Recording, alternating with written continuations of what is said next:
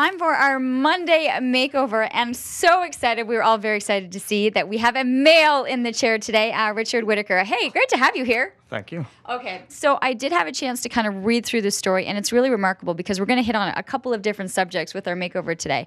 You have in your hand, that's a lot of hair, Richard, but there's a really interesting story as to how it kind of came to this development. Yeah, I mean, I guess it starts in about 2009 when I kind of had to give up on the Canadian Forces dream.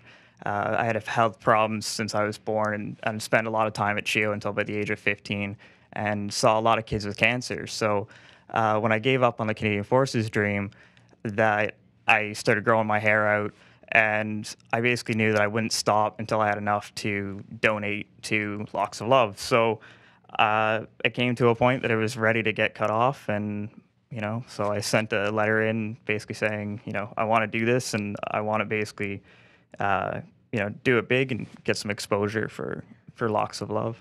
It's amazing to see what you've been able to do, and just the experience, because you said right up until the age of 15, that's a lot of children and kids, especially kids that you were likely friends with and saw in the hospital that you saw going through this. Yeah, I mean, I can particularly remember one kid named Patrick who was a huge Sens fan. And I can remember going to Wade's World when Wade Redden had the box at the Scotiabank place now. And, I often think back now to where those kids are. And I guess in some ways, despite my health issues have never been truly resolved, I kind of wonder what's happened to them. So... Well, we're giving you hopefully the highlights today and just a chance to really feel good with, health aside. This is a really difficult thing. It's amazing to see what you've done. I think you're going to look fantastic with this new hair. You had a lot of hair to work with. Yeah. We did a little change for the hair color. I used a demi-permanent. So this is great for even guys who have just a little gray they want to cover without having roots. Mm-hmm. So the molecule is like too big to enter the cortex, so it stains the outer layer. So it will fade. So the guys don't have... So we just darkened a little bit his hair color just to give him a rougher look.